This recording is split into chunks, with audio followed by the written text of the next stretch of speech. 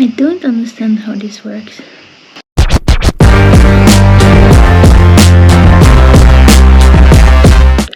Welcome everyone to this first vlog of the year that we are now recording whilst we are going to Willingen. It's a UCI marathon race. I have no idea actually if it is a C1 or C2. I think it's a C2. Yes, it's a C2. My director just confirmed me and team manager Koenraad said that it's indeed a C2. Why do I not know this? That's just because I am very focused on riding the race and not if it's a C1 or a C2. It is for me all the same. So it's probably gonna be a 5-hour race because it's gonna be way too long, and we're gonna see if my back can endure this actually. So stay tuned and we are gonna take you on this ride with us. I am going to graduate this year, so I have actually taken my iPad with me with the PowerPoint presentation on it, considering I have an exam in 2 weeks actually, and I will be doing this weekend. I will be in Germany. I don't have any time to really study this weekend because we have to go 3 hours there, and it's also a big race there, and then the day after we need to drive 3 hours back. And then the weekend after I still have 2 other races also, so I'm gonna try and study right now.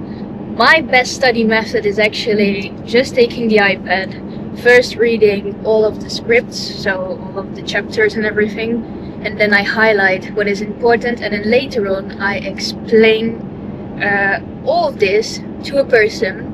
And my victim of today is Koenraad, and I'm gonna explain to him everything you need to know about commercial skills. I'm gonna spare you all this hard and definitely not so fun lessons.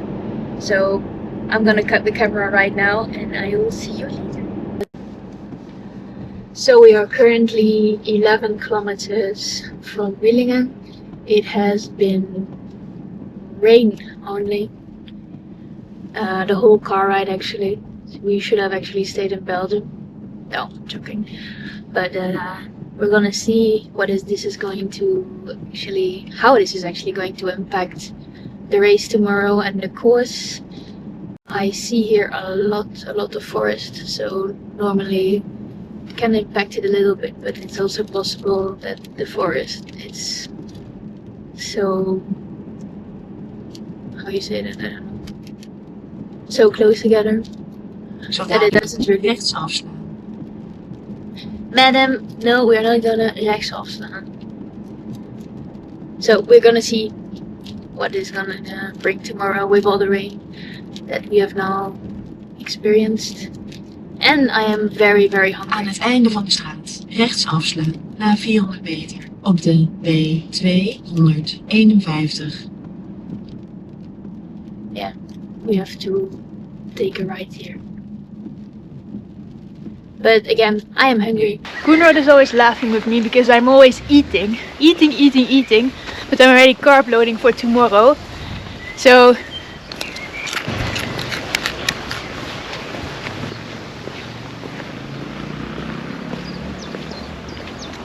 I live in Belgium. Okay. Okay. You can only fill in like where you live and not your nationality. Ah, okay. Okay, I have to ask my colleague. Oh, what's inside of the bag? Let's do a bag reveal. But first, the number. I'm 103, which means that I am the 3rd woman actually on the UCI ranking, like with all the ladies that are here right now, that I am the 3rd one. Because most of the time all the organizers, they do this on UCI ranking. Not always, but a lot of the time they do when they actually listen to the rules. Then we have some little things which you always get, some foodies, some goodies. So let's go and pin this up on our bike.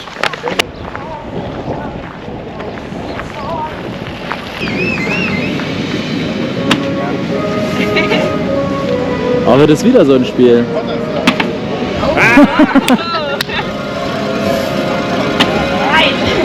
So I want something like this in the next house that I will have, and then we have a whole stand with bike stuff like this. And then you may think, oh, Pierre is gonna fix a bike. No, because he's a pro cyclist and they don't know anything about their bikes. They don't know how to change a wheel, for example. But I will. I'm just gonna give a little shout out to SKS. It's a German company and it's very, very reliable. Like their products, this is not sponsored. I'm just giving a shout out because the products, they are very good quality. And then I mean especially these things, they are great if you live in the Ardennes or in the Netherlands where it's always raining. This, it really will keep you dry during the winter and it fits on every mountain bike. Perfect.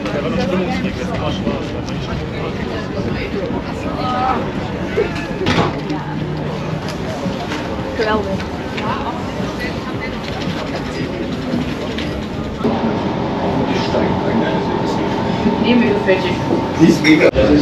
So I have a question for you guys right now.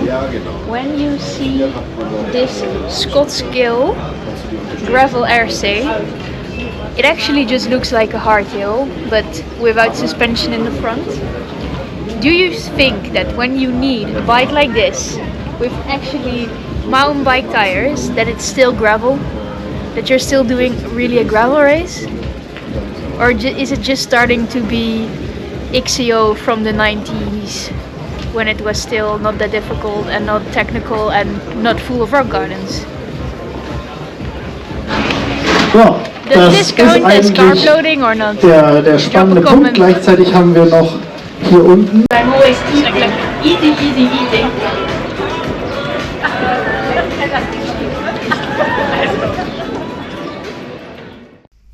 Ik zal die zo eentje nog vast doen.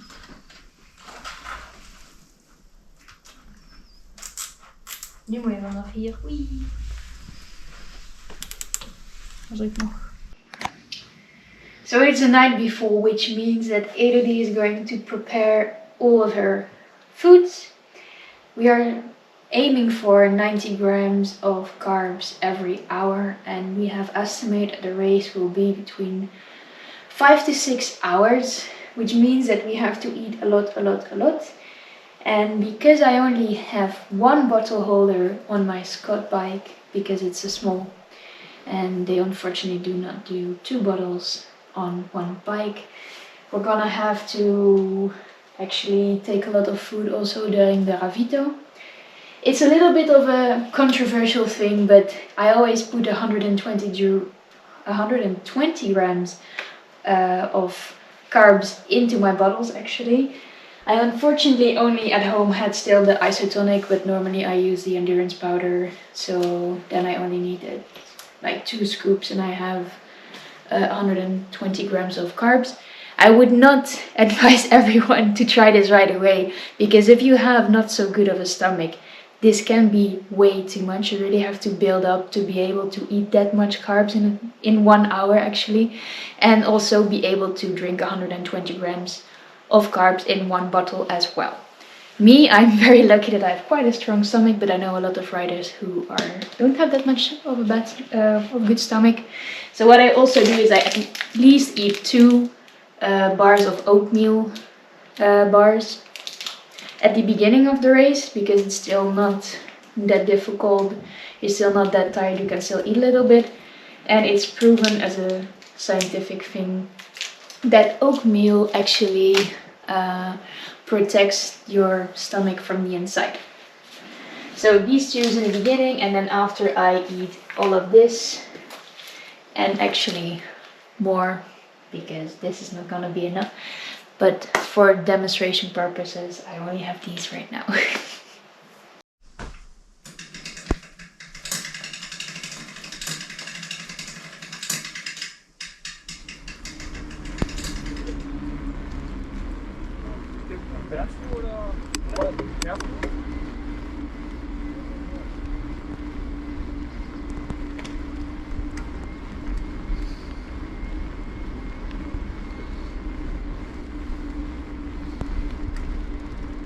Auf geht's, ihr dürft noch gerne ein bisschen klatschen hier in Willingen.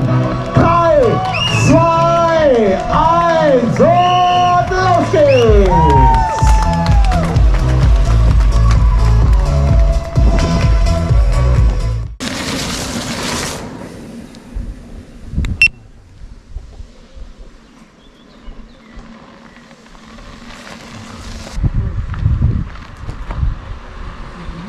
Ça va?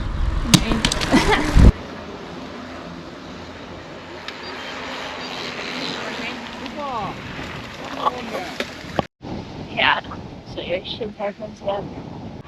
So it's the day after the race and I'm gonna talk with you guys how it was for me yesterday.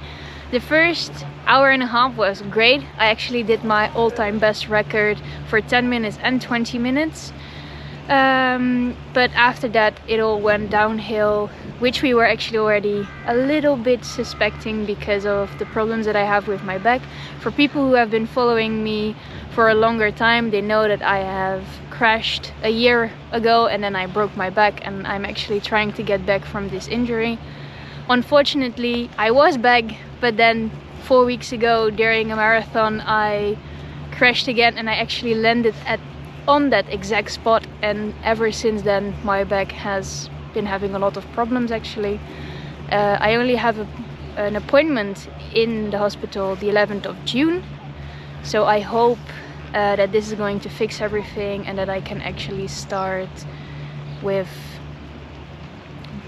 with racing again without actually having any pain in my back. So we have decided actually from now on forward until I have my appointment in the hospital to not do any races longer than 2 hours, because I cannot do this actually at the moment, because from 2 hours my back is start hurting like hell. And then also I had some stomach problems yesterday and I did 2 times a Tom Dumoulin in the Giro. So if you know, you know. Me, I'm very lucky that I have quite a strong stomach. So in summary, my personal summary of the race is: do you want to start with riding marathons and you want to give it a try, then Willingen is a really good track to actually get started with the whole marathon scene. They have quite big gravel roads to ride up and down. It's really not that technical. In my opinion, there were only 3 really technical bits in this whole race. So if you have never really ridden up or ridden down, you don't really know what technical descents are or technical climbs uphill, and this is definitely a place to start. You actually have also a middle distance, so you don't have to do 110 kilometers. For me personally, I do like marathons a little bit more with steeper climbs, technical climbs and more technical descents, because this is where I can actually make a difference. I'm not that good when it is long straight roads, big gravel roads. And also I made the mistake of having a 32 on my bike and not a 34 or even a 36, because in the descent I was just having a cadence of 120 whilst it was really not necessary. So See you later. Hartstikke shoo, doei. Hallo mensen, in deze allereerste vlog die we aan het opnemen zijn. We zijn onderweg naar Willingen. En nu heb ik alles in het Nederlands gedaan. Terwijl dat deze YouTube video sowieso in het Engels gedaan moest worden.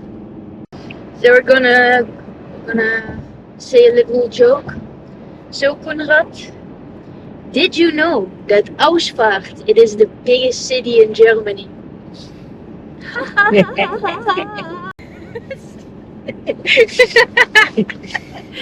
And Pierre, I love you. Tu connais, hein? Ouais.